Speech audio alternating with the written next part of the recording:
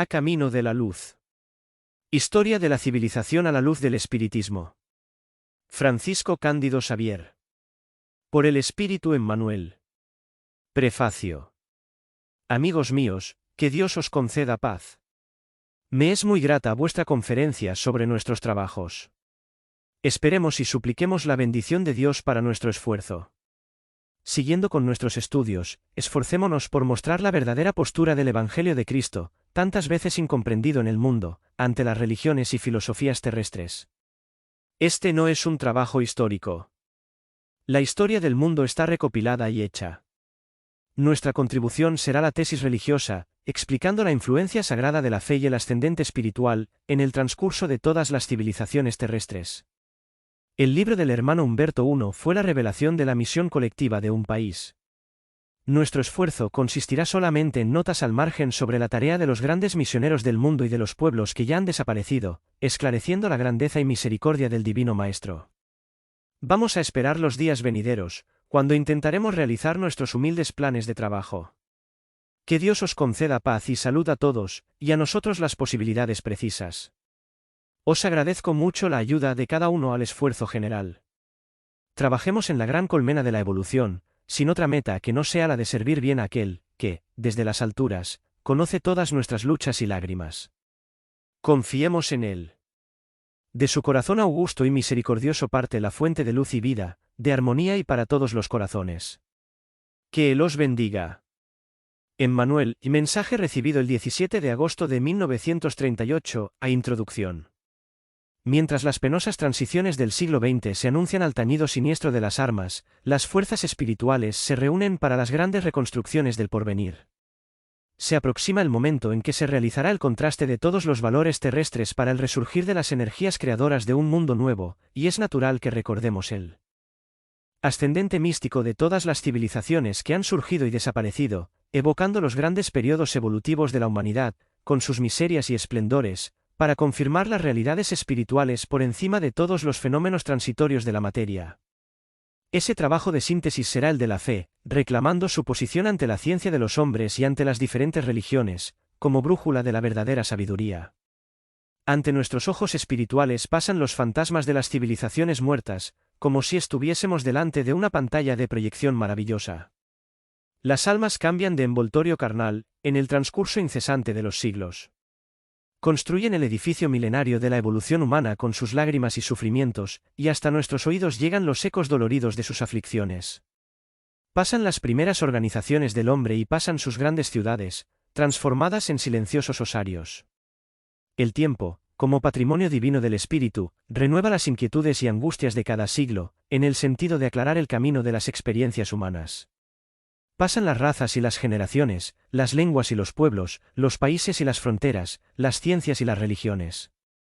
Un soplo divino hace moverse todas las cosas en ese torbellino maravilloso. Se establece, entonces, el orden, equilibrando todos los fenómenos y movimientos del edificio planetario y dando vida a los lazos eternos que reúnen a su gran familia. Se ve, entonces, el hilo inquebrantable que soporta los siglos de las experiencias terrestres, reuniéndolas, armoniosamente, unas a otras, para que constituyan el tesoro inmortal del alma humana en su gloriosa ascensión hacia el infinito. Las razas se sustituyen por las almas y las generaciones constituyen fases de su aprendizaje y provecho. Las lenguas son formas de expresión, dirigiéndose hacia la expresión única de la fraternidad y el amor, y los pueblos son los miembros dispersos de una gran familia trabajando para el establecimiento definitivo de su comunidad universal. Sus más eminentes hijos, en el plano de los valores espirituales, son agraciados por la justicia suprema, que legisla desde las alturas para todos los mundos del universo, y pueden visitar otras patrias siderales, regresando al orbe, en misiones regeneradoras de bendito esfuerzo, dentro de las iglesias y academias científicas terrestres. En la pantalla mágica de nuestros estudios, destacan esos misioneros que el mundo ha crucificado tantas veces con la incomprensión de las almas vulgares, pero, en todo y sobre todos, se irradia la luz de ese hilo de espiritualidad que diviniza la materia, encadenando el trabajo de las civilizaciones, y, más arriba, deslumbrando la pantalla de nuestras observaciones y estudios, vemos la fuente de luz extraordinaria, de donde parte el primer punto geométrico de ese hilo de vida y armonía, que equilibra y satura toda la Tierra en una apoteosis de movimiento y claridad divina. Nuestros pobres ojos no pueden divisar detalles en ese deslumbramiento, pero sabemos que el hilo de luz y vida está en sus manos. Es Él quien soporta todos los elementos activos y pasivos de la existencia planetaria. En su corazón augusto y misericordioso está el verbo inicial. Un soplo de su voluntad puede renovar todas las cosas, y un gesto suyo puede transformar los rasgos de todos los horizontes terrestres. Han pasado las generaciones de todos los tiempos, con sus inquietudes y angustias. Las guerras han ensangrentado el camino de los pueblos en sus peregrinaciones incesantes hacia el conocimiento superior. Han caído los tronos de los reyes y se han convertido en polvo coronas milenarias. Los príncipes del mundo han vuelto al teatro de su vanidad orgullosa, con la vestidura humilde de los esclavos y, en vano, los dictadores han instigado y todavía lo hacen, a los pueblos de la tierra, para la matanza y la destrucción. El determinismo del amor y del bien es la ley de todo el universo y el alma humana emerge de todas las catástrofes en busca de una vida mejor.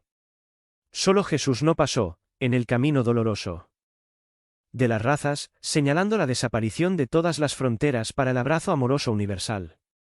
Él es la luz del principio y en sus manos misericordiosas reposan los destinos del mundo.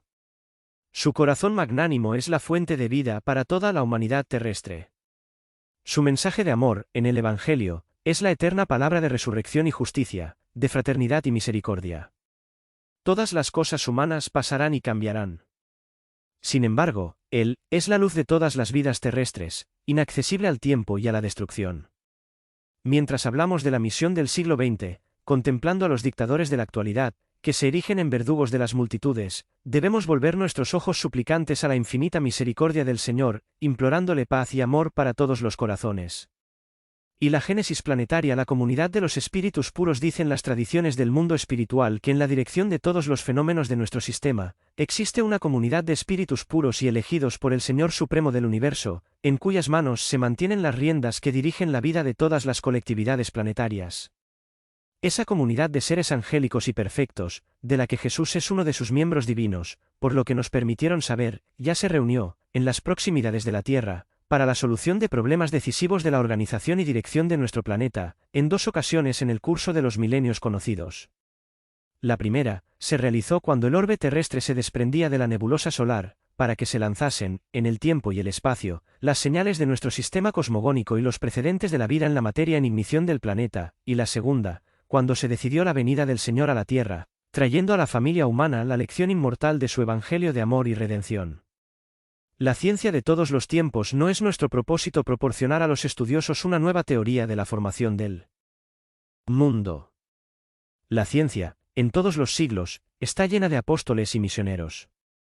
Todos fueron inspirados a su tiempo, reflejando la luz de las alturas, lo que las experiencias del infinito les han impreso en la memoria espiritual, y exteriorizando los defectos y conceptos de la época humana en que vivieron, en la faceta humana de su personalidad.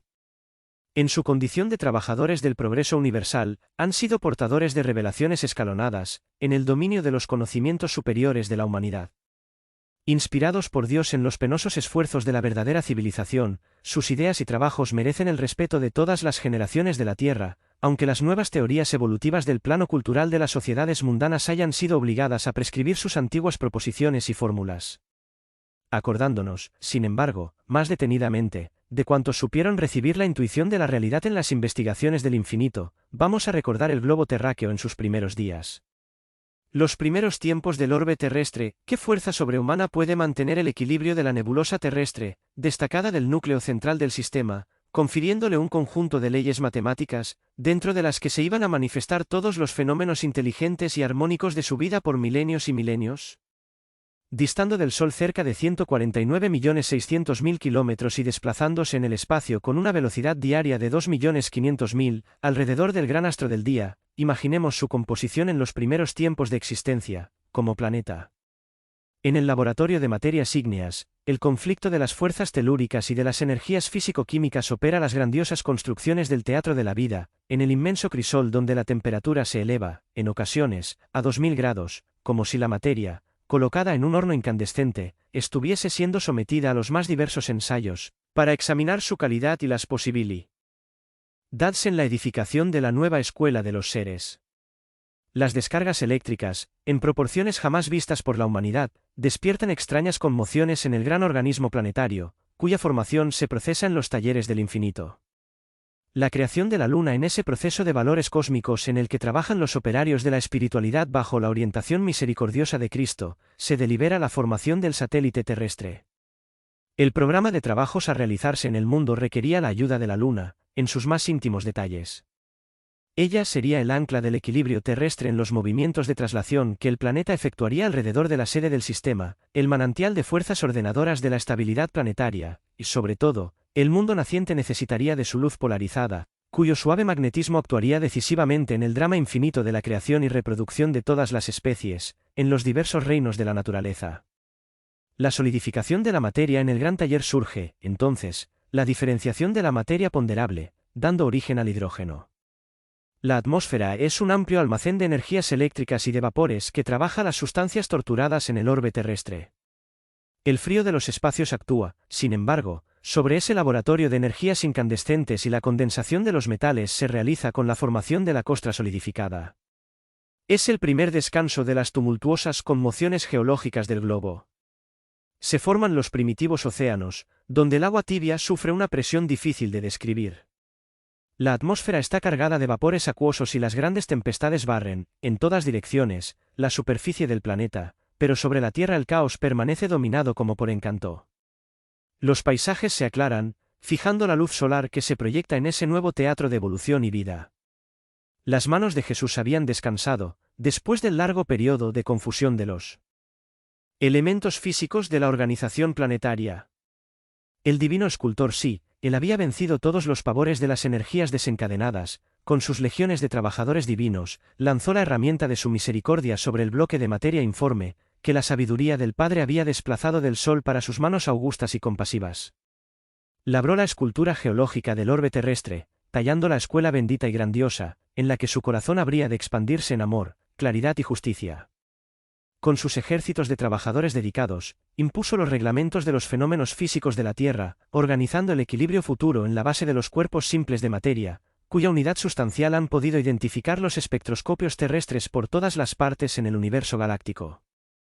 Organizó el escenario de la vida, creando, bajo los ojos de Dios, lo indispensable para la existencia de los seres del porvenir. Hizo una presión atmosférica adecuada al hombre, anticipándose a su nacimiento en el mundo, en el transcurso de los milenios. Estableció los grandes centros de fuerza de la ionosfera y la estratosfera, donde se armonizan los fenómenos eléctricos de la existencia planetaria, y edificó las fábricas de ozono a 40 y 60 kilómetros de altitud, para que filtrasen, convenientemente los rayos solares, manipulando su composición necesaria para el mantenimiento de la vida organizada en el planeta. Definió todas las líneas de progreso de la humanidad futura, engendrando la armonía de todas las fuerzas físicas que presiden el ciclo de las actividades planetarias. El Verbo en la creación terrestre, la ciencia del mundo no vio sus manos augustas y sabias en lo más íntimo de las energías que dan vida al organismo del globo. Sustituyeron a la providencia con la palabra, naturaleza, en todos sus estudios y análisis de la existencia, pero su amor fue el Verbo de la creación de principio como es y será la corona gloriosa de los seres terrestres en la inmortalidad sin fin. Y. Cuando se calmaron los elementos del naciente mundo, cuando la luz del sol besaba, en silencio, la belleza melancólica de los continentes y mares primitivos, Jesús reunió en las alturas a los intérpretes divinos de su pensamiento. Se vio, entonces, descender sobre la tierra, desde la amplitud del espacio ilimitado, una nube de fuerzas cósmicas, que envolvió el inmenso laboratorio planetario en reposo. De allí a algún tiempo, en la costra solidificada del planeta tanto como en el fondo de los océanos, se podía observar la existencia de un elemento viscoso que cubría toda la Tierra. Estaban dados los primeros pasos en el camino de la vida organizada. Con esa masa gelatinosa, nacía en el orbe el protoplasma, y con él, lanzó Jesús a la superficie del mundo, el germen sagrado de los primeros hombres. 2. La vida organizada. Las construcciones celulares bajo la orientación misericordiosa y sabia de Cristo, trabajaban en la tierra numerosos grupos de obreros espirituales. Como hace la ingeniería moderna, que construye un edificio previendo los menores requisitos del mismo, los artistas de la espiritualidad edificaron el mundo de las células iniciando, en los primeros días, la construcción de las formas organizadas e inteligentes de los siglos venideros.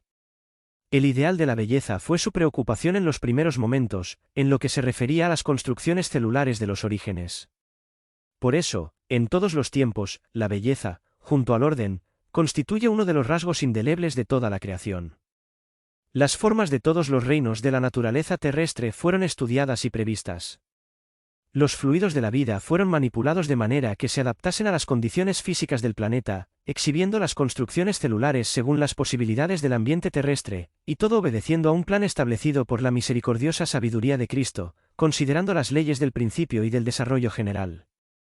Los primeros habitantes de la Tierra hemos dicho que una capa de materia gelatinosa cubría el orbe terrestre en sus más íntimos contornos. Esa materia amorfa y viscosa era el granero sagrado de las simientes de la vida.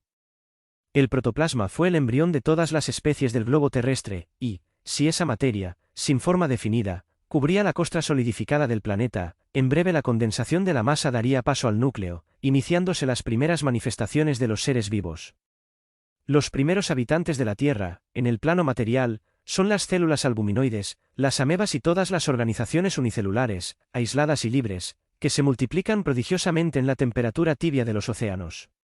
Con el transcurso incesante del tiempo, esos seres primarios se mueven a lo largo de las aguas, donde encuentran el oxígeno necesario al mantenimiento de la vida, elemento que la tierra firme no poseía aún en proporciones de mantener la existencia animal, antes de los grandes vegetales.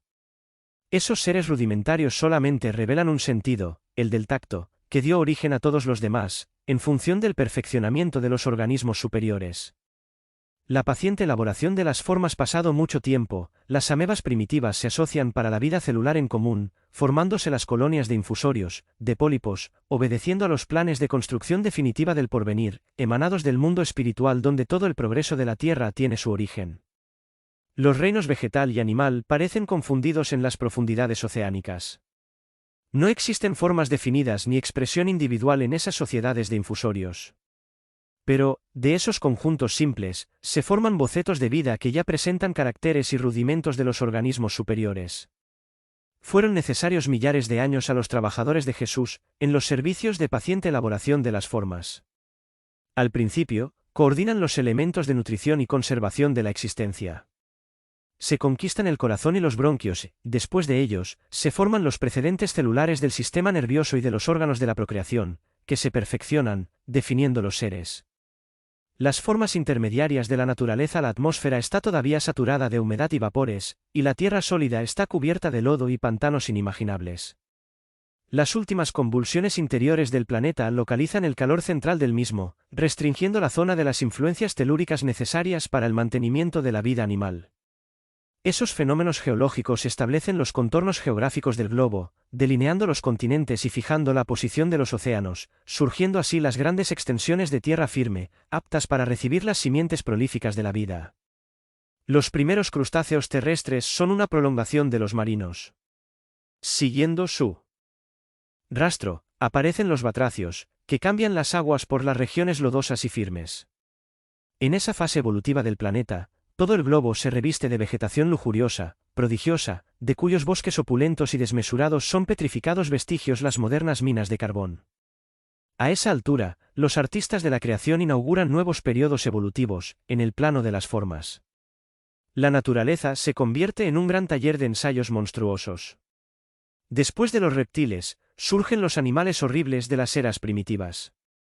Los trabajadores de Cristo, como los alquimistas que estudian la combinación de las sustancias en la retorta bajo atentas observaciones, analizaban la combinación prodigiosa de los complejos celulares, cuya formación habían proyectado ellos mismos, ejecutando, con sus experimentos, un justo contraste de valores, previendo todas las posibilidades y necesidades del porvenir. Todo lo que sobraba fue eliminado. Se allanaron dificultades y se realizaron nuevas conquistas.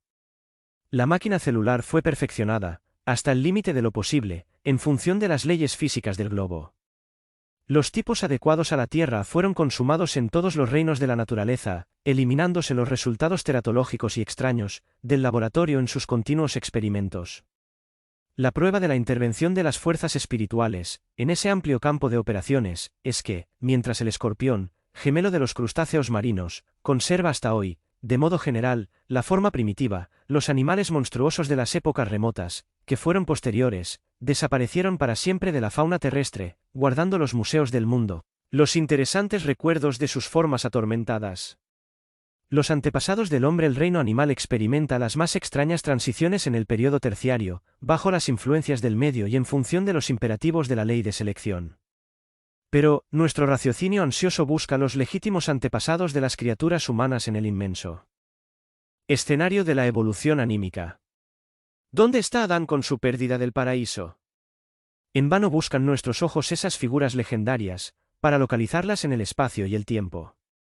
Comprendemos, por fin, que Adán y Eva constituyen un recuerdo de los espíritus exiliados en el paisaje oscuro de la tierra, como Caín y Abel son dos símbolos para la personalidad de las criaturas.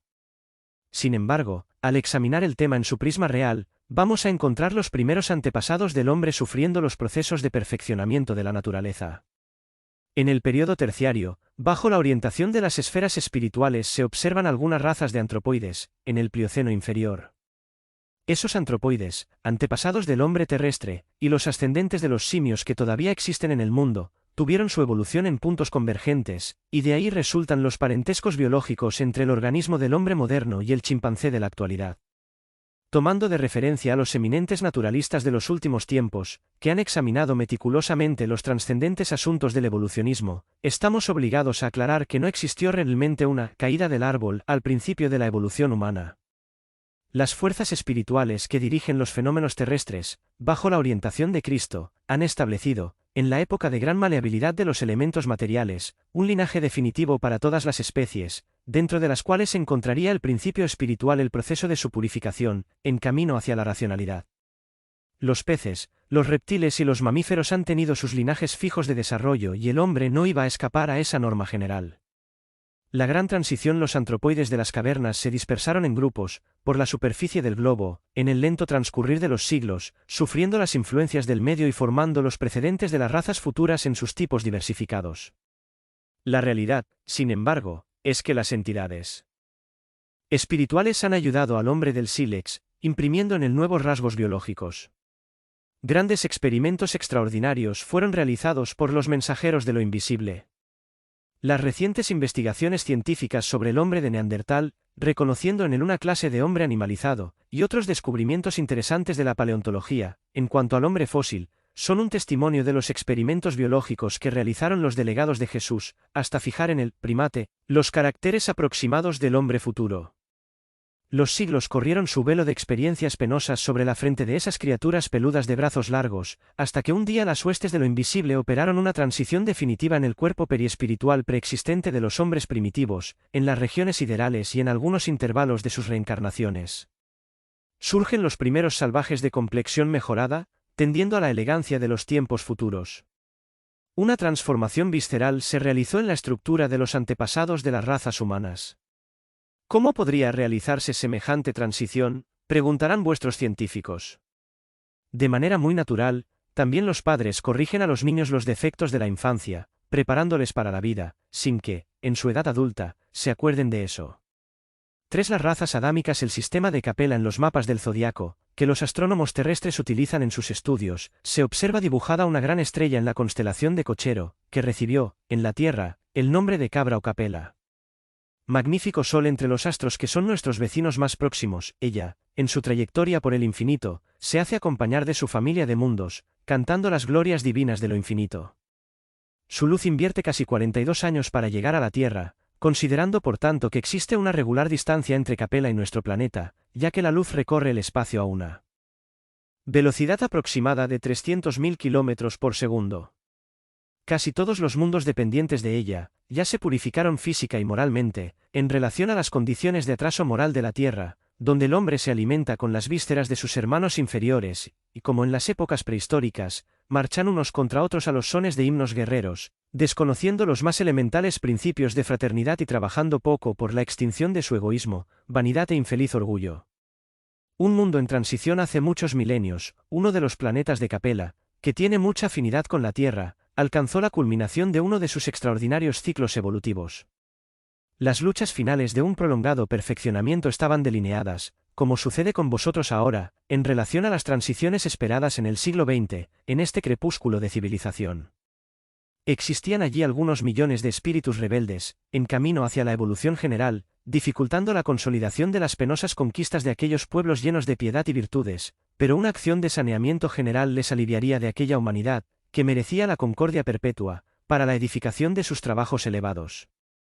Las grandes comunidades espirituales, directoras del cosmos, acordaron localizar aquellas entidades que eran pertinaces en el crimen, en la lejana tierra, donde aprenderían a realizar, en el dolor y los trabajos penosos, grandes conquistas de corazón impulsando, simultáneamente, el progreso de sus hermanos inferiores.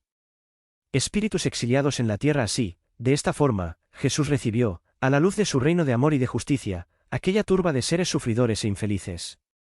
Con su palabra sabia y compasiva, exhortó a esas almas desventuradas a infundir sentimientos de piedad y virtud en sus conciencias a través de los deberes de solidaridad y de amor, en el esfuerzo regenerador de sí mismos. Les mostró los campos inmensos de lucha que se desplegaban en la tierra, y envolvió sus almas en el halo bendito de su misericordia y caridad sin límites. Bendijo sus lágrimas santificadoras, haciéndoles sentir los sagrados triunfos del futuro y prometiendo su colaboración cotidiana y su venida en el porvenir. Aquellos seres angustiados y afligidos, que dejaban tras de sí todo un mundo de afectos, a pesar de tener sus corazones endurecidos en la práctica del mal, serían desterrados en la cara oscura del planeta terrestre, andarían arrinconados en la noche de los milenios de nostalgia y amargura, reencarnarían en el seno de razas ignorantes y primitivas, recordando el paraíso perdido en los firmamentos distantes.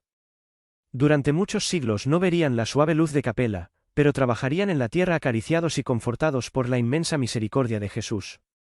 Fijación de los caracteres raciales con la ayuda de esos espíritus exiliados, en aquellas eras remotas, los trabajadores de Cristo procesaban los últimos experimentos sobre los fluidos renovadores de la vida, perfeccionando los caracteres biológicos de las razas humanas. La naturaleza todavía era, para los técnicos de la espiritualidad, un amplio campo de experiencias infinitas, tanto es así que, si las observaciones del mendelismo y genética se realizasen en aquellos milenios distantes, no se encontraría ninguna ecuación definitiva en sus estudios de biología. La genética moderna no podría fijar, como lo hace hoy, los rasgos de los genes, ya que, en el laboratorio de las fuerzas invisibles, las células todavía sufrían largos procesos de depuración, imprimiéndoles elementos del astral, consolidando en ellas los rasgos definitivos, teniendo en cuenta su aspecto en el futuro. Si la génesis del planeta se procesó a lo largo de milenios, la génesis de las razas humanas requería la cooperación del tiempo, hasta que se abandonase la penosa y larga tarea de su fijación. Aquellas almas afligidas y atormentadas habían reencarnado, proporcionalmente, en las regiones más importantes donde se habían situado las tribus y familias primitivas, descendientes de los primates a los que nos referimos anteriormente.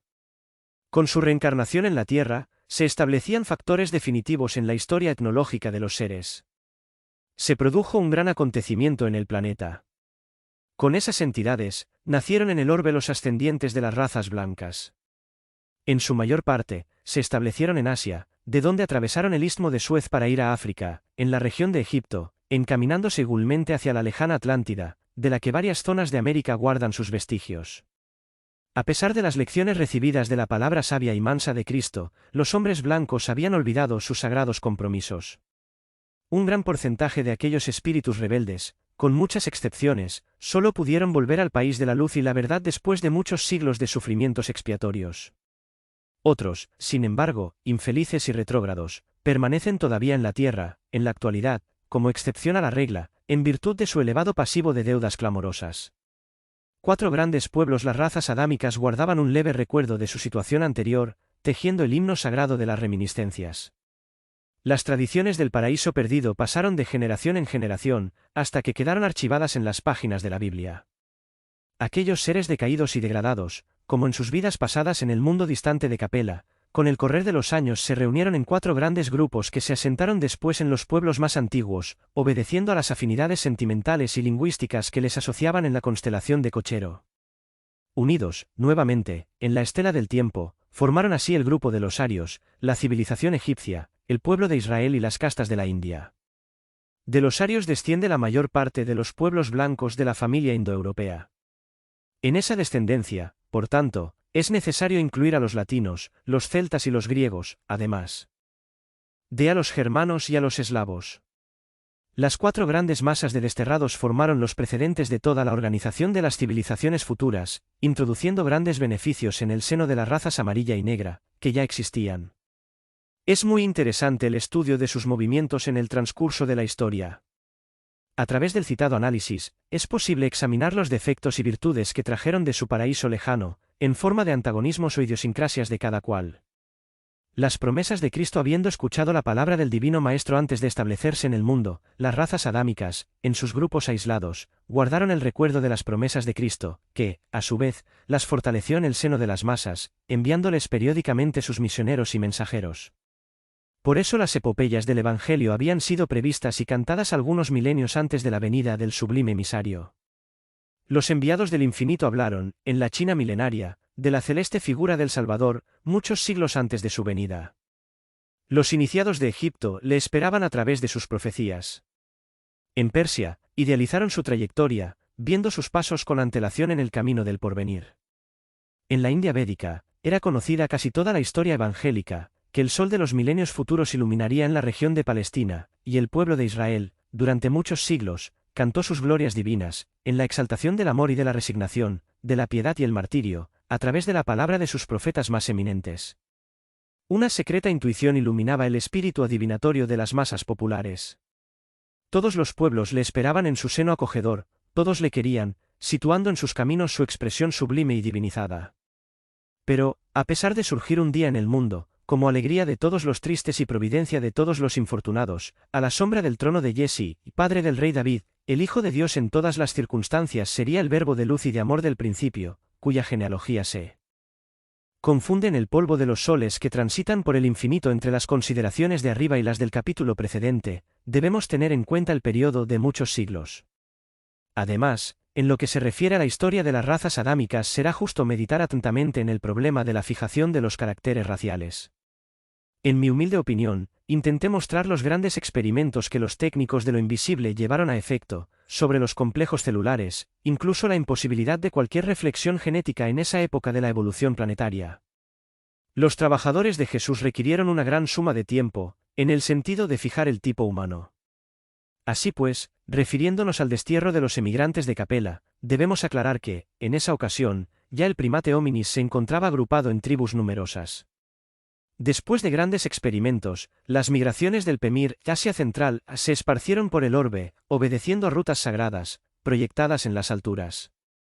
En cuanto al hecho de la reencarnación de espíritus tan avanzados en conocimientos, en cuerpos de razas primigenias, no debe causarnos extrañeza al entendimiento. Acordémonos que un metal puro, como el oro, por ejemplo, no cambia por la circunstancia de presentarlo en un vaso deforme o sucio. Toda oportunidad de realización del bien es sagrada.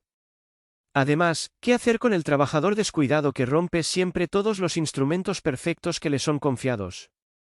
Una acción generosa y justa le apartará de esos preciosos elementos y le proporcionará otros más imperfectos, hasta que sepa apreciar el valor de los primeros.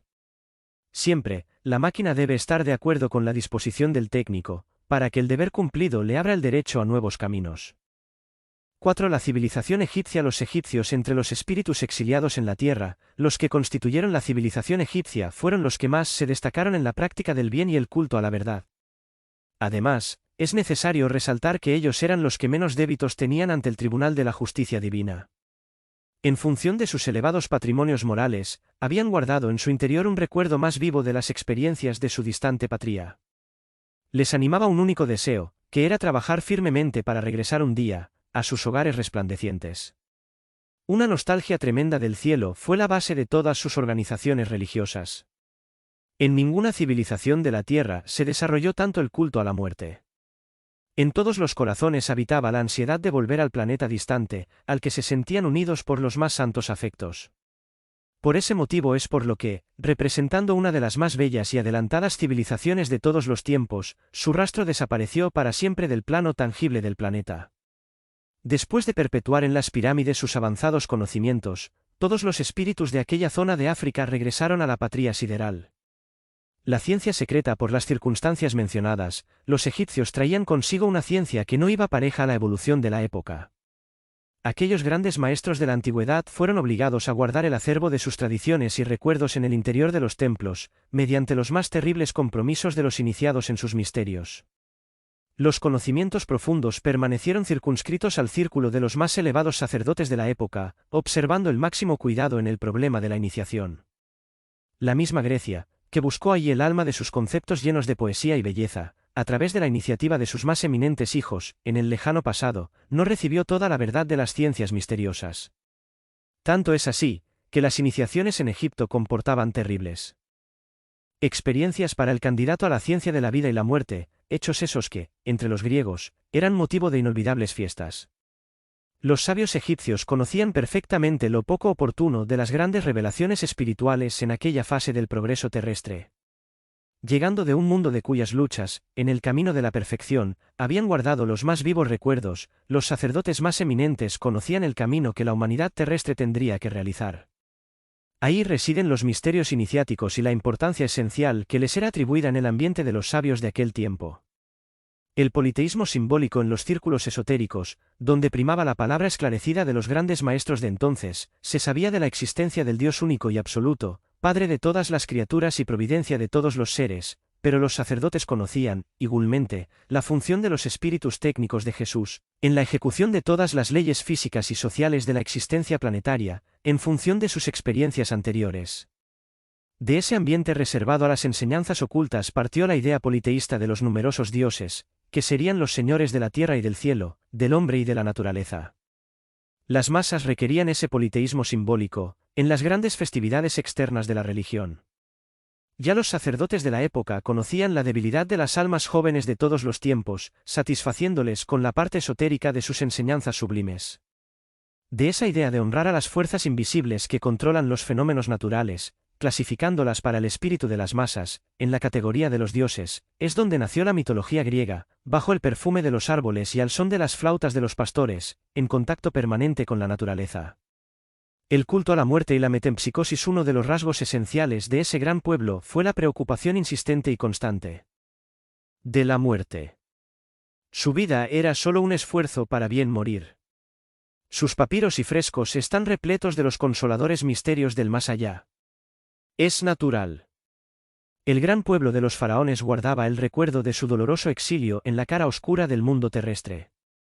Y tanto le dolía esa humillación, que, en el recuerdo del pasado, creó la teoría de la metempsicosis, creyendo que el alma de un hombre podía regresar al cuerpo de un irracional, por castigo de los dioses. La metempsicosis era el fruto de su amarga impresión, al respecto del penoso exilio que le había sido infligido en el ambiente terrestre. Así se inventó, de ese modo, una serie de rituales y ceremonias para solemnizar el regreso de sus hermanos a la patria espiritual. Los misterios de Isis y Osiris no eran más que símbolos de las fuerzas espirituales que presiden los fenómenos de la muerte. Los egipcios y las ciencias psíquicas de la actualidad eran familiares a los grandes sacerdotes de los templos. El destino y la comunicación de los muertos y la pluralidad de las existencias y de los mundos eran para ellos, problemas ya solucionados y conocidos. El estudio de sus artes pictóricas avala la veracidad de nuestras afirmaciones. En un gran número de frescos, se presenta un hombre terrestre acompañado de su duplicado espiritual. Los papiros nos hablan de sus avanzadas ciencias en ese sentido, a través de ellos, pueden los egiptólogos modernos reconocer que los iniciados sabían de la existencia del cuerpo espiritual preexistente, que organiza el mundo de las cosas y de las formas. Sus conocimientos sobre las energías solares con relación al magnetismo humano, eran muy superiores a los de la actualidad. De esos conocimientos nacieron los procesos de momificación de los cuerpos, cuyas fórmulas se han perdido en la indiferencia que le dedicaron otros pueblos. Sus reyes tenían el más alto grado de iniciación, reuniendo en sus manos todos los poderes espirituales y los conocimientos sagrados. Por eso su desencarnación provocaba la concentración mágica de todas las voluntades, en el sentido de rodear su tumba de veneración y supremo respeto. Ese amor no se traducía solo en los actos solemnes de la momificación. También el ambiente de las tumbas era santificado por un extraño magnetismo. Los grandes directores de la raza, que hacían justicia a semejantes consagraciones, eran considerados dignos de toda la paz en el silencio de la muerte. En esas saturaciones magnéticas, que todavía están ahí desafiando a los milenios, residen las razones de la amarga tragedia de Lord Carnarvon y de algunos de sus compañeros que penetraron en primer lugar en la cámara mortuoria de Tutankhamón, y por eso también, muchas veces en la actualidad, los aviadores ingleses observan que no funcionan sus aparatos de radio cuando sus aviones atraviesan la limitada atmósfera del Valle Sagrado. Las pirámides. La asistencia cariñosa de Cristo no desampara la marcha de ese pueblo lleno de nobleza moral. Le envió auxiliares y mensajeros, inspirándole en sus realizaciones, que perduraron a través de los tiempos, provocando la admiración y el respeto de los siglos posteriores. Aquellas almas exiliadas, a las que distinguían interesantes características espirituales, habían conocido, a tiempo, que su exilio en la tierra alcanzaba su fin. Impulsados por las fuerzas de las alturas, los círculos iniciáticos les sugirieron la construcción de grandes pirámides que permanecerían como su mensaje eterno para las futuras civilizaciones del planeta. Esos grandiosos monumentos tenían dos finalidades simultáneas: representarían los más sagrados templos de estudio e iniciación. Constituirían, para la posteridad, un libro del pasado, conteniendo las profecías más singulares respecto de las oscuridades del porvenir. Se levantaron de esa forma las grandes construcciones que asombran a la ingeniería de todos los tiempos. Aunque no es el coloso de millones de toneladas de piedra ni el esfuerzo hercúleo del trabajo de su construcción lo que más asombra e impresiona a cuantos contemplan esos monumentos. Las pirámides revelan los más extraordinarios conocimientos de aquel conjunto de espíritus estudiosos de las verdades de la vida. A la par de esos conocimientos, se encuentran allí las guías futuras de la humanidad terrestre. Cada medida tiene su expresión simbólica, en relación al sistema cosmogónico del planeta y a su posición en el sistema solar. Allí está el meridiano ideal, que atraviesa más continentes y menos océanos, y a través del cual se puede calcular la extensión de las tierras habitables por el hombre, la distancia aproximada entre el Sol y la Tierra, la longitud recorrida por el globo terrestre sobre su órbita en el espacio de un día, la primacía de los equinoccios, así como muchas otras conquistas científicas que solamente ahora vienen siendo consolidadas por la moderna astronomía.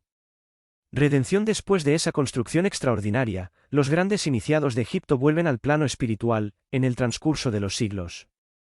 Con su regreso a los mundos dichosos de Capella, van desapareciendo los conocimientos sagrados de los templos tebanos, que, a su vez, los recibieron de los grandes sacerdotes de Memphis.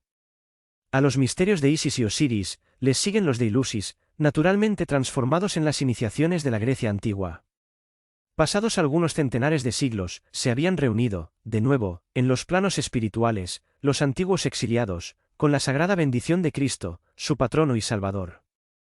La mayoría regresa, entonces, al sistema de Capella, donde los corazones se reconfortan con los sagrados reencuentros de sus afectos más santos y puros, pero un gran número de esos espíritus, estudiosos y abnegados, se quedaron con las huestes de Jesús, obedeciendo a sagrados imperativos del sentimiento, a su influjo divino. Muchas veces han reencarnado en la tierra, para desempeñar generosas y benditas misiones. V. India. La sociedad hindú de los espíritus desterrados al ambiente terrestre, los que se agruparon en las márgenes del Ganges fueron los primeros que formaron los precedentes de una sociedad organizada, cuyos núcleos representaban un gran porcentaje de ascendentes de las colectividades del porvenir. Las sociedades hindúes son de origen anterior a la propia civilización egipcia y antecedieron con mucho a los grupos israelitas, de donde saldrían más tarde notables personalidades, como las de Abraham y Moisés. Las almas exiliadas en aquella parte de Oriente habían recibido mucho de la misericordia de Cristo, de cuya palabra de amor y figura luminosa habían guardado los más conmovedores recuerdos, traducidos en la belleza de los Vedas y de los Upanishads. Fueron ellas las primeras voces de la filosofía y religión en el mundo terrestre, como proviniendo de una raza de profetas, maestros e iniciados, en cuyas tradiciones iban a beber la verdad los hombres y los pueblos del porvenir, resaltando que también sus escuelas de pensamiento guardaban los misterios iniciáticos, con las más sagradas tradiciones de respeto. Los arios puros. En la India de entonces se reunían los arios puros, entre los que se cultivaban igualmente las leyendas de un mundo perdido, donde el pueblo hindú situaba las fuentes de su noble origen.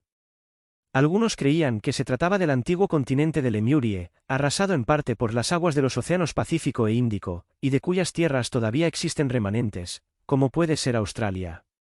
La realidad, sin embargo, como ya vimos, es que, como los egipcios, los hindúes eran una de las ramas de la masa de proscritos de Capella, exiliados en el planeta. De ellos descienden todos los pueblos arios, que florecieron en Europa y que hoy alcanzan uno de los más agudos periodos de transición en su marcha evolutiva. El pensamiento moderno es el descendiente legítimo de aquella gran raza de pensadores, que se organizó en las márgenes del Ganges. Desde la aurora de los tiempos terrestres, tanto que todas las lenguas de las razas blancas guardan la más estrecha afinidad con el sánscrito, originario de su formación y que consistía en una reminiscencia de su existencia anterior, en otros planos. El expansionismo de los arios. Muchos siglos antes de cualquier esbozo de civilización terrestre, los arios se esparcieron por las planicies hindúes, dominando a los autóctonos, descendientes de los primates, que tenían piel oscura y se distinguían de ellos por sus caracteres más destacados, tanto físicos como psíquicos. Más tarde, esa onda expansionista se situó a lo largo de las tierras de la futura Europa, estableciendo los primeros fundamentos de la civilización occidental en los bosques de Grecia, en las costas de Italia y Francia, así como al otro lado del Rin, donde iban a ensayar sus primeros pasos las fuerzas de la sabiduría germánica. Los hitos de la sociedad de los griegos, latinos, celtas y germanos, estaban lanzados. Cada corriente de la raza aria asimiló los elementos encontrados, construyéndose las bases de la civilización europea. Cada cual se basó en el principio de fuerza para el necesario establecimiento, y, muy pronto, comenzaron en el viejo mundo, los choques de sus familias y tribus. Los Mahatmas de la región sagrada del Ganges habían partido todos los elementos que no se resignaban con la situación humillante que suponía el exilio en la tierra. Las arriesgadas aventuras proporcionarían una noción de vida nueva y aquellos seres rebeldes creían encontrar el olvido de su posición en los paisajes renovados de los caminos. Allí permanecieron solo, las almas resignadas y creyentes en los poderes espirituales que las conducirían de nuevo a las maravillas de sus paraísos perdidos y distantes. Los cánticos de los Vedas son una glorificación de la fe y la esperanza, ante la majestad suprema del Señor del universo. La facultad de tolerar y esperar afloró en el sentimiento colectivo de las multitudes, que soportaron heroicamente todos los dolores y aguardaron el momento sublime de la redención. Los Mahatmas habían creado un ambiente de tanta grandeza espiritual para su pueblo que, todavía hoy, ningún extranjero visita la tierra sagrada de la India sin traer de allí las más profundas impresiones sobre su atmósfera psíquica. Dejaron también al mundo sus mensajes de amor, esperanza y estoicismo resignado, resaltando que casi todos los grandes personajes del pasado humano, progenitores del pensamiento contemporáneo, aprendieron de ellos las lecciones más sublimes. Las castas. El pueblo hindú, no obstante su elevado grado de desarrollo en las ciencias del espíritu, no aprovechó de forma general, como debía, su acervo de experiencias sagradas. Sus conductores conocían las elevadas finalidades de la vida. Se acordaban vagamente de las promesas del Señor, anteriores a su reencarnación para los trabajos del penoso exilio. La prueba de eso es que todos abrazaron a todos los grandes misioneros del pasado, viendo en ellos los avatares de su Redentor. Vyasa fue el instrumento de las lecciones de Cristo, 6000 años antes del Evangelio, cuya epopeya, en sus más mínimos detalles, fue prevista por los iniciados hindúes, algunos milenios antes de la organización de Palestina. Krishna, Buda y otros grandes enviados de Jesús al plano material, para exponer sus verdades salvadoras, fueron comprendidos por el gran pueblo sobre cuya frente derramó el Señor, en todos los tiempos, la claridad divina de su amor desvelado y compasivo. Pero, como si la cuestión estuviese determinada por un doloroso atavismo psíquico, el pueblo hindú, a pesar de sus tradiciones de espiritualidad, dejó crecer en el corazón la espina del orgullo que, además, había provocado su exilio a la tierra. En breve, la organización de las castas separaba sus colectividades para siempre. Esas castas no se constituían solo en un sentido jerárquico, sino con un significado de superioridad orgullosa y absoluta.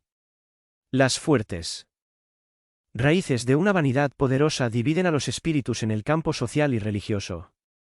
Los hijos legítimos del país se dan el nombre de arios, designación original de su raza primitiva, y su sistema religioso, en general, se llama Arya Dharma, que ellos afirman traer de su distante origen, y en cuyo seno no existen comunidades especiales o autoridad centralizadora, sino una profunda y maravillosa libertad de sentimiento. Los rajas y los parias en verdad, esos sistemas avanzados de religión y filosofía evocan el cenit de la raza en su mundo de origen, de donde fue precipitada al orbe terrestre por su orgullo desmedido e infeliz. Los arios de la India no se compadecieron de las razas atrasadas que encontraron en su camino, y cuya evolución debía representar para ellos un imperativo de trabajo regenerador en la tierra. Los aborígenes fueron considerados como los parias de la sociedad, a cuyos miembros no podían ni siquiera aproximarse sin recibir severos castigos. Todavía hoy, el espíritu iluminado de Gandhi, que está obligado a actuar en la esfera de la más atenta psicología de sus hermanos de raza, no consiguió eliminar ese absurdo social del seno del gran pueblo de iniciados y profetas. Los parias son la ralea más baja de todos los seres y están obligados a dar una señal de alarma cuando pasan por cualquier camino, para que los venturosos se aparten de su contagio maléfico. La realidad, sin embargo, es que los rajas soberanos, al influjo de la misericordia de Cristo, vuelven a los mismos caminos que han transitado sobre el dorso de los elefantes adornados de pedrerías, como mendigos desventurados, rescatando el pasado en avatares de amargas pruebas expiatorias. Los que han humillado a los infortunados, desde lo alto de sus resplandecientes palacios, vuelven a los mismos caminos, llenos de llagas cancerosas, exhibiendo su miseria e indigencia. Y lo que es admirable, es que ningún pueblo de la Tierra tiene más conocimientos sobre la reencarnación que el hindú, consciente de esa verdad sagrada desde los principios de su organización en este mundo. Delante de Jesús en los bastidores de la civilización, estamos obligados a reconocer que la India fue la matriz de todas las filosofías y religiones de la humanidad, inclusive del materialismo, que nació allí, en la escuela de los Charvakas. Nos invade un pensamiento de gratitud, examinando su grandeza espiritual y sus bellezas misteriosas, pero, por encima de sus yogis y mahatmes, hemos de colocar la figura luminosa de aquel que es la luz del mundo, y cuya venida a la tierra se realizaría para traer la palma de la concordia y la fraternidad, a todos los corazones y pueblos, arrasando las fronteras que separan los espíritus y eliminando los lazos férreos de las castas sociales, para que el amor de las almas sustituyese el prejuicio de raza en su reinado sin fin.